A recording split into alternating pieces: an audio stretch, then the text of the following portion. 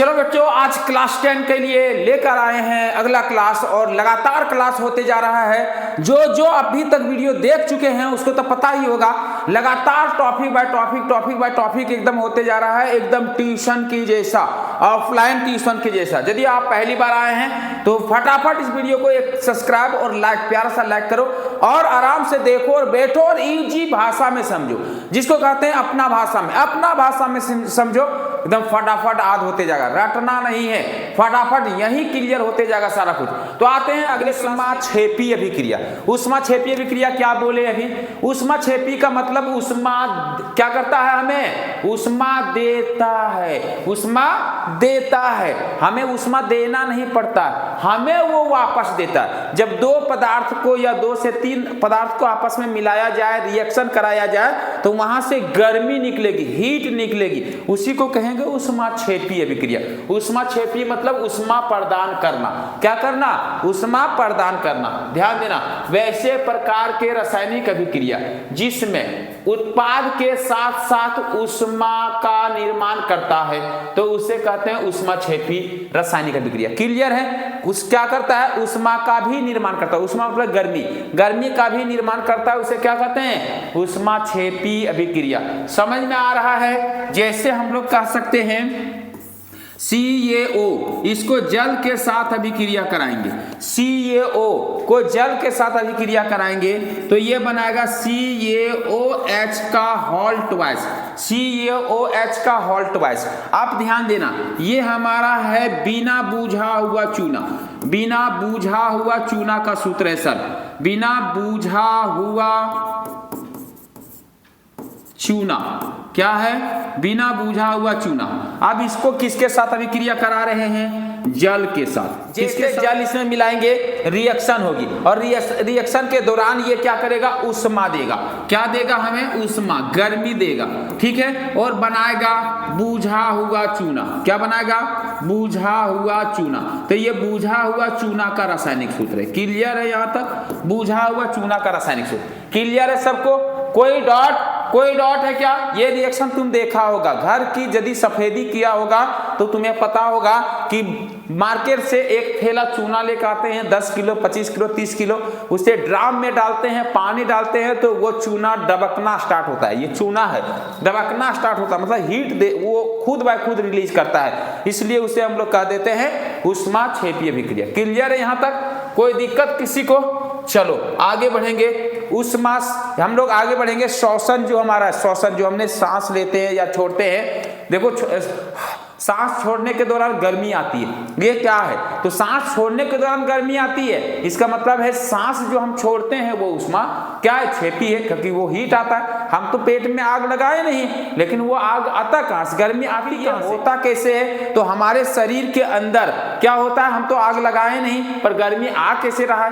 गर्मी आने का रीजन है कि जब हमारे शरीर के अंदर माइटोकॉन्ड्रिया में ग्लूकोज का विखंडन होता है, ग्लूकोज टूटती है, तो उस दौरान क्या होता है? ऊर्जा भी उत्पन्न करता है, ऊर्जा भी बाहर होती है, उसके साथ साथ ऊर्जा बनता है, और वही ऊर्जा हमारा ये हीट के फॉर्म में बाहर आता है, जिसे हम कह दिए श्वसन को ऊष्माक्षेपी अभिक्रिया। क्लियर है?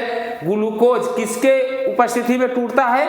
ऑक्सीजन की उपस्थिति में। ग्लूकोज ध्यान देना, C6H12O6 ये किसके उपस्थिति में टूटती है? ऑक्सीजन O2 की उपस्थिति में। और टूटकर क्या बनाता है? टूटकर हमारा बनाता है कार्बन डाइऑक्साइड, जल। क्या बनाता है? कार्बन डाइऑक्साइड CO2 और जल, और इसके साथ साथ क्या बनाता है? ऊर्जा।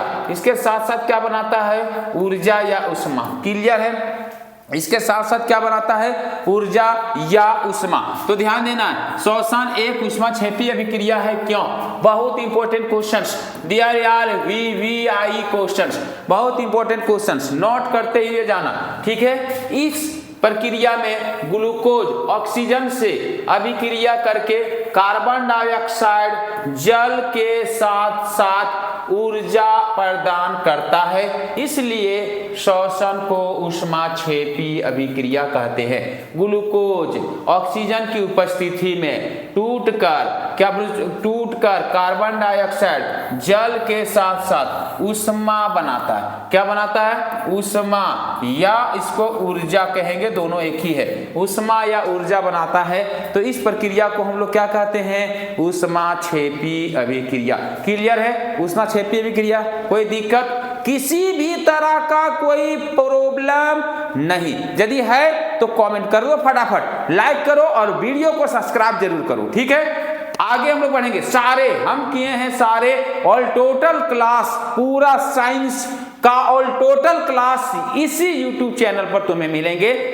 टॉपिक बाय टॉपिक, कहीं जाने की जरूरत नहीं है। ठीक है, पूरा। ठीक है, आगे बढ़ेंगे। चलो आगे हम लोग की क्लास है, आगे फटाफट बढ़ते हैं। ठीक है, ऊष्माशोषी अभिक्रिया किसे कहते हैं? ऊष्माशोषी अभिक्रिया समझ लेना है तुरंत। ऊष्मा क्या करता है? जिसमें ऊष्मा देते हैं ऊष्माशोषी कहलाता है। ऊष्मा देने वाले अभिक्रिया को ऊष्माशोषी कहते हैं। अच्छा, ऊष्मा हम लोग देते हैं जिस अभिक्रिया में, तो ऊष्मा देने के बाद अभिक्रिया टूटता है।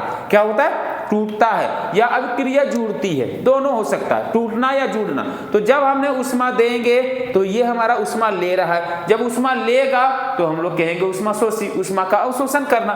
तो लिखा जाए ऊष्माशोषी अभिक्रिया किसे कहते हैं? वैसे प्रकार के रासायनिक अभिक्रिया जिसमें ऊष्मा या ऊर्जा अवशोषित होता है, अवशोषित मतलब लेता है, उसे ऊष्माशोषी अभिक्रिया कहते हैं। क्लियर है? उसे कौन सी अभिक्रिया कहते हैं? ऊष्माशोषी अभिक्रिया कहते हैं। जैसे हम लोग कह सकते हैं AgCl, इसको जब हम लोग सूर्य की प्रकाश में रखते हैं, सूर्य की प्रकाश में, तो सूर्य की प्रकाश क्या करता है? वो गर्मी देता है, ऊष्मा देता है इसे, और ऊष्मा देने के बाद ये वियोजित हो जाता है Ag+Cl2 में। Ag+Cl2 में ये वियोजित हो जाता है, टूट जाता है, इसलिए हम लोग कहते हैं इसे ऊष्माशोषी अभिक्रिया। क्लियर है यहाँ तक? किसी भी प्रकार की कोई दिक्कत किसी को, यदि हल्का सा भी दिक्कत है तो बता सकता है, किसी को दिक्कत नहीं है। चलो, तो आज वीडियो बहुत लंबा हो रहा है, फिर मिलेंगे कल अगले वीडियो में इसी समय। तब तक के लिए जय हिंद, जय भारत।